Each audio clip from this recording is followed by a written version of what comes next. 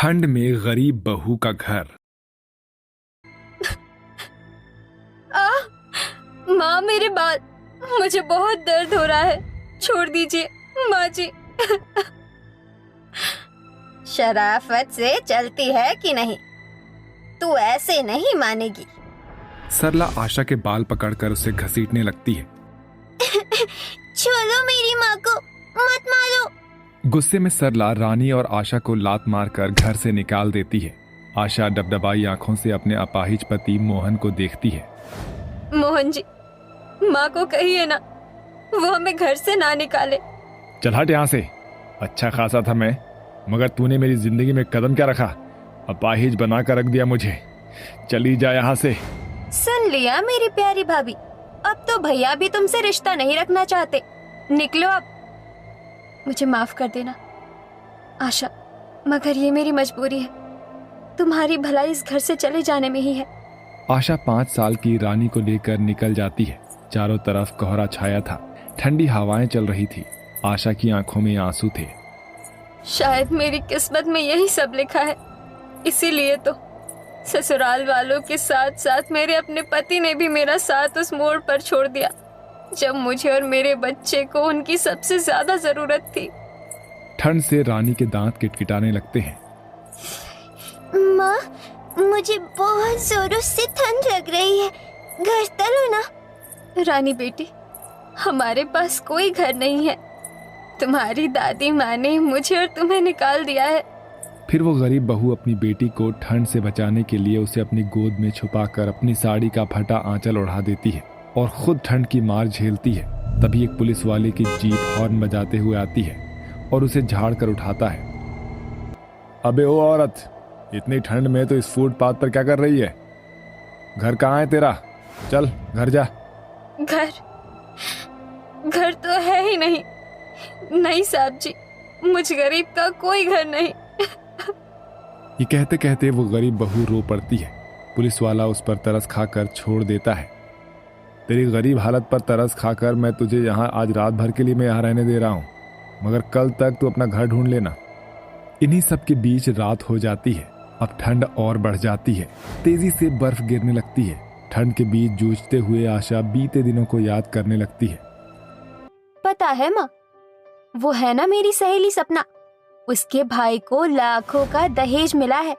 तुम भी ना मोहन भैया की शादी पैसे वाली पार्टी देखकर करना। अरे हाँ मेरी लाडो रानी, मैं तो अपने दोनों राम लखन की शादी ऐसे ही घर में करूंगी, जो भर के दहेज लाए। इतने में मोहन आशा के साथ घर में कदम रखता है। आशा, ये मेरी माँ है। प्रणाम माँ जी। सरला गुस्से में पैर पीछे खींच लेती है। हट परे। मोहन, ये मैं क्या देख रही हूँ? तूने शादी कर ली? हाय री माँ, भैया ने तो इस गरीब से शादी करके सारे सपनों पर पानी फेर दिया। माँ, क्या ब्याह सिर्फ दहेज के लिए होता है? दिल का कोई मोल नहीं होता है? आशा बहुत अच्छी लड़की है माँ। मोहन के लाख समझाने पर भी सरला उसकी एक नहीं सुनती और शादी के पहले दिन से ही उस पर अत्याचार करना शुरू कर देती है। वहीं अपने दूसरे बेटे पप्पू की शादी अमीर घर की दिव्या से कराती है, जो अपने साथ बहुत सारा दहेज लेकर आती है। सर्दियां शुरू हो चुकी थी। मम्मी जी, ये गरीब इतनी देर से रसोई में नाश्ता ही बना रही है, मुझे भूख लगी है। हरी ओ गरीब की बेटी, मेरी बहू भूख से मर जाएगी, तब लाएगी क्या नाश्ता? देखा माँ, इसने कोई जवाब नहीं दिया। लगता है इसकी अकल ठिकाने लगानी पड़ेगी। सरला गुस्से में तमतमा कर आंगन में आती है, जहाँ ठंड में आशा बर्तन मांज रही होती है। नाश मिटे तेरा, क्यों रे कामचोर, अभी तक तुझे इतने से बर्तन नहीं मांजे गए? माँ जी, पानी बहुत ठंडा है, हाथ जमने को हो रहा है, बर्तन नहीं धुल रहे। सरला गुस्से में आशा का मुंह ठंडे पानी में डुबो देती है। इसी तरह के अत्याचार सहते हुए बेचारी इस गरीब बहू की ठंड बीतती है। कुछ दिनों बाद आशा एक बच्ची की माँ बन जाती है। एक दिन घर लौटते वक्त एक दुर्घटना में मोहन अपाहिज हो जाता है, जिस वजह से उस एक अकेली गरीब बेचारी पर सास, ननद और देवरानी तीनों के अत्याचार हद से ज्यादा बढ़ जाते हैं। क्या मीठे सेब है। सच में माँ जी, ठंड में कश्मीरी सेब खाने का मजा ही अलग है। अरे ओ मेरी गरीब जेठानी, ये ले शाम को कटहल के कोफ्ते बनाना। देवरानी जी, अभी बहुत से काम पड़े हैं, गंदे कपड़े हैं, वही धोने जा रही हूँ। कटहल आप भी तो काट सकती हैं। कटहल तो तू ही काटेगी, वरना तुझे और तेरी बेटी को ना इस सर्दी में घर से धक्के मार कर निकाल दूंगी। उस ठंड में आशा के पास जाने को कोई दूसरा आसरा नहीं था, क्योंकि घर बेचकर ही तो उसके पिता ने उसकी शादी कराई थी। जहां सरला अपनी अमीर बहू और बेटी के साथ मजे से सोफे पर बैठकर मूंगफली गजक खाती है, वहीं गरीब आशा बिना शॉल स्वेटर के ठंड के मारे कांपते हुए कटहल काटती है, जिससे उसका हाथ कट जाता है और ठंड में उसी कटे हाथ से वो बेचारी बर्तन भी धोती है। उसी रात ये लो दिव्या बहू, तुम्हारे लिए रुई की रजाई भरवा दी है, आज से इसे ही ओढ़कर सोना। थैंक यू माँ जी। माँ जी, मेरे पास पहनने के लिए कोई शॉल स्वेटर भी नहीं है, ओढ़ने के लिए कोई कंबल रजाई भी नहीं। तो मैं क्या करूं? बोल अपने भिखमंगे मायके वालों से।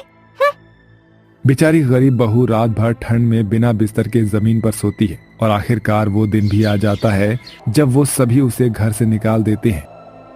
माँ, बहुत ठंड लग रही है, घर चलो ना। मैं और मेरी बच्ची ज्यादा देर इस ठंड में फुटपाथ पर नहीं रह सकती। मुझे उस ठंड से बचने के लिए कोई जगह ढूंढनी होगी। आधी रात ठंड में दर दर भटकती हुई आशा एक कचरे के ढेर के पास पहुंच जाती है, जहां उसे एक पाइपलाइन दिखाई देता है। माँ, क्या यही हमारा घर है? हाँ रानी बेटी, जब तक तेरी गरीब माँ हमारे रहने के लिए कोई पक्का इंतजाम नहीं कर लेती, तब तक ये पाइपलाइन ही हम गरीब माँ बेटी का घर है। वो गरीब बहू उस पाइपलाइन में ठंड काटती है और हर दिन काम ढूंढने जाती है।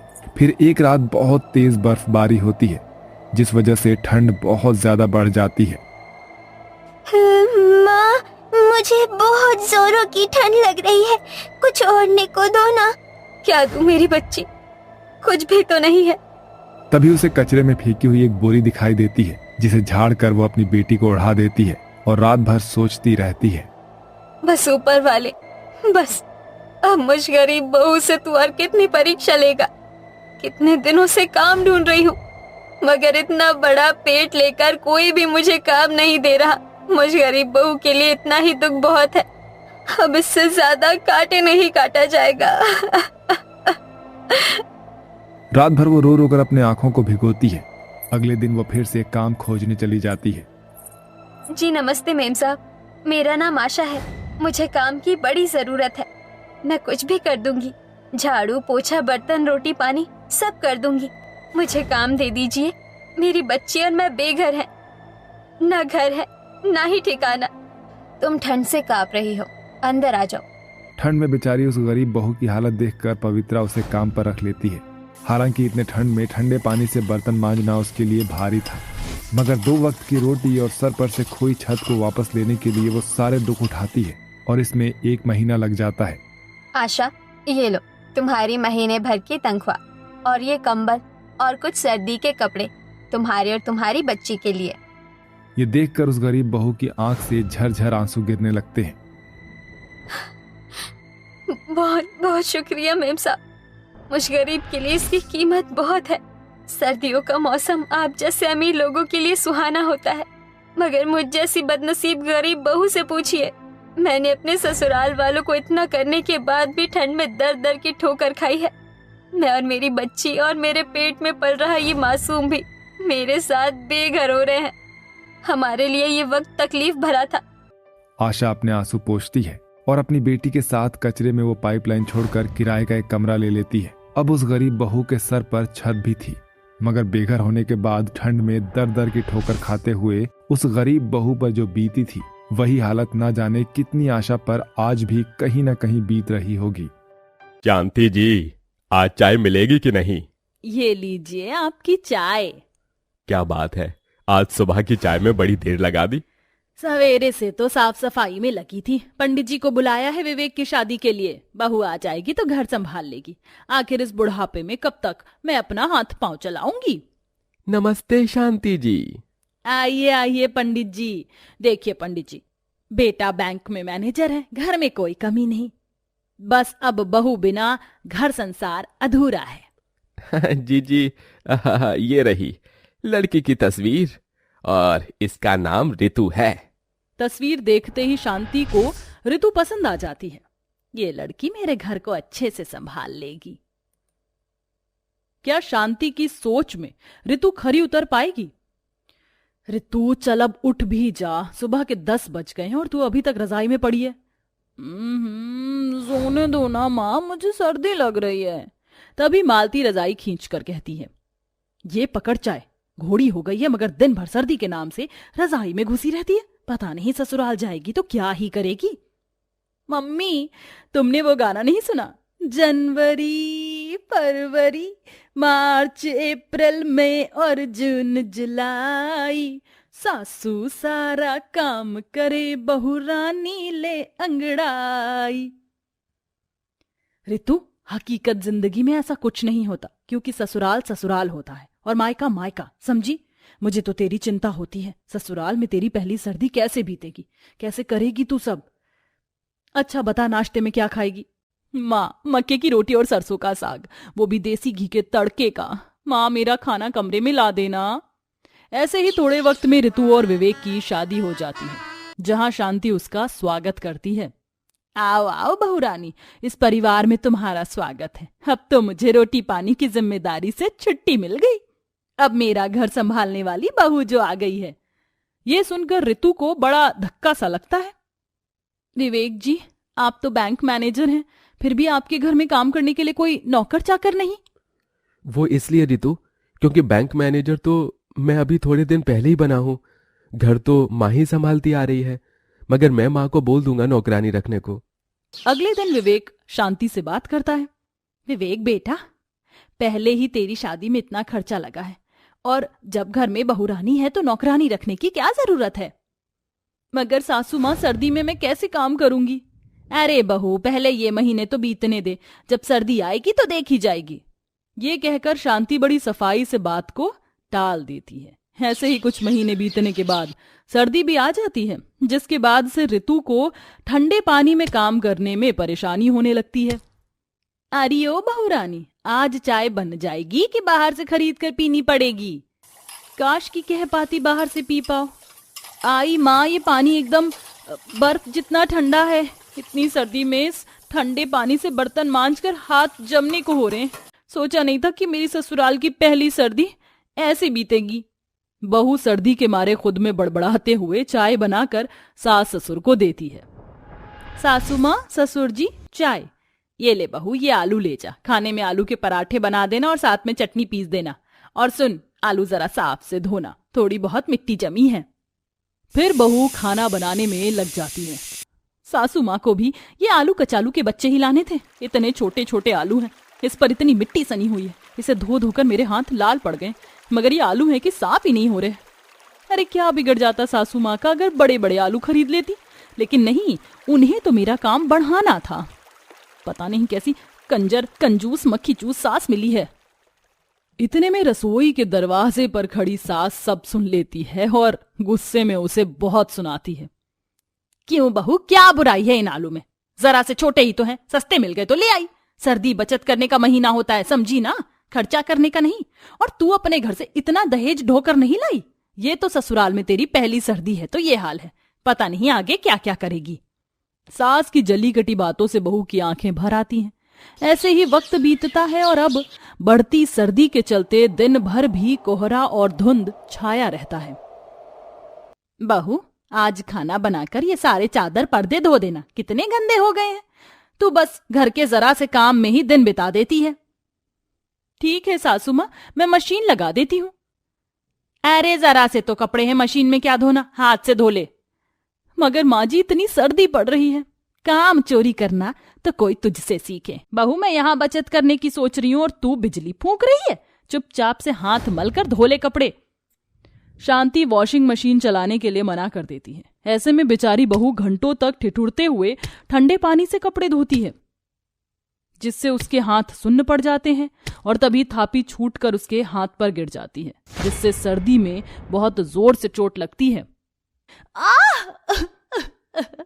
माँ, मेरा हाथ।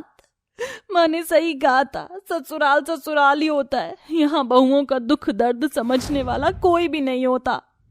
चोट लगने के चलते ऋतु का हाथ पूरी तरह से सूज जाता है। उसी शाम गली में सब्जी वाला आता है। ये आलू ले, भिंडी ले, गोभी ले, मटर ले, कटहल ले, सरसों ले, बथुआ ले। अरे ओ बूधन, आ गया तू। तभी ठेले पर साग देखकर बहू का मन ललचा जाता है। अरे ओ भैया, ये साग क्या भाव दिए? अरे सरसों 60 रुपए किलो है भाभी जी। सासू माँ 1 किलो सरसों का साग खरीद लीजिए। कितने दिनों से सर्दी पड़ रही है, मगर अभी तक हमने एक बार भी सरसों का साग और मक्के की रोटी नहीं खाई। मेरा बड़ा मन कर रहा है। अरे बहू, ये सरसों भी कोई खाने की चीज है? बूधन, आधा किलो कटहल तौल दे, और ये मूली के पत्ते, इसका क्या करेगा तू? ये भी दे दे। ले बहू, इसका साग बना लेना, ये भी तो बढ़िया बनता है, और मूली का पत्ता फायदा भी करता है। सास की कंजूसी से बेचारी ऋतु मन मार कर रह जाती है। फिर एक दिन, माँ जी, मेरे लिए एक आधा स्वेटर खरीद कर मंगा दीजिए। मेरे पास 2 ही स्वेटर हैं, वो एकदम गीले हैं, सर्दी भी बहुत है। अरे बहू, अब स्वेटर खरीद कर क्या करेगी? बक्से में धरे के धरे रह जाएंगे। थोड़े दिन में तो सर्दी बीतने वाली है, तू रुक जरा। ये बोलकर शांति एक बक्से से बड़ा पुराना स्वेटर निकालकर उसे देती है। माँ जी, ये स्वेटर तो जगह जगह से फटा हुआ है। अरे जरा सा तो फटा है, घर में कौन देखता है, पहन ले। ये मेरी ससुराल में पहली सर्दी है, फिर भी सासू माँ मेरे लिए एक आध स्वेटर भी नहीं खरीद रही हैं, बल्कि ये फटा स्वेटर सर्दी काटने के लिए दे दिया। जगह जगह से फटे होने के चलते उस स्वेटर में बेचारी बहू की सर्दी नहीं जाती और उसे ठंड लग जाती है। ऋतु बुखार से तपने लगती है और उसमें भी वो काम करती है। आखिर में जब वह रो रो कर अपनी माँ को फोन करके सारी बात बताती है और मालती विवेक को फोन मिलाती है। प्रणाम माँ जी। दामाद जी, मैंने अपनी बेटी का हाथ आपके हाथ में ये सोचकर दिया था कि आप मेरी बेटी को बहुत खुश रखेंगे, मगर ये सब क्या सुन रही हूँ। मैं ससुराल में बहू बनने के बाद ऋतु की पहली सर्दी है और समधन जी ने मेरी बच्ची के लिए एक स्वेटर तक नहीं खरीदा और उसे एक एक चीज के लिए तरसा रही हैं। माँ जी, आप परेशान मत होइए, मैं बात करता हूँ माँ से। विवेक अपनी माँ से बात करता है। ये सब क्या है माँ? आपकी कंजूसियों के चलते आज ऋतु का क्या हाल हो गया है। अरे इतना भी क्या बचत करना माँ। देखो जी, कैसे माँ को आंखें दिखा रहा है। जरूर बहू ने इसके कान भरे होंगे। ये मेरे विवेक के शब्द नहीं है। अरे बस भी करो, भाग्यवान हर बात के लिए बहू को दोष देने से पहले जरा उसकी हालत तो देखो। माँ, जब मेरी बीवी का पहले ही सर्दी में उसके ससुराल में ये हाल है, तो आने वाली सर्दियों में क्या बीतेगी। पति और बेटे से इतनी सुनकर शांति को अपनी गलतियों का एहसास हो जाता है। उसकी आंखों से टप टप आंसू गिरने लगते हैं। बहू, मुझे माफ कर दे, मैं तो बस थोड़ी बचत करना चाहती थी, मगर मेरी कंजूसियों के चलते आज तेरा ये हाल है। ऋतु अपनी सास के आंसू पोंछती है। अगले ही दिन शांति अपनी बहू के लिए उसकी पसंद के सर्दी के गर्म स्वेटर खरीदती है और साथ ही उसके साथ मिलजुल कर काम भी करवाती है। इस तरह से ससुराल में बहू की पहली सर्दी बीतती है।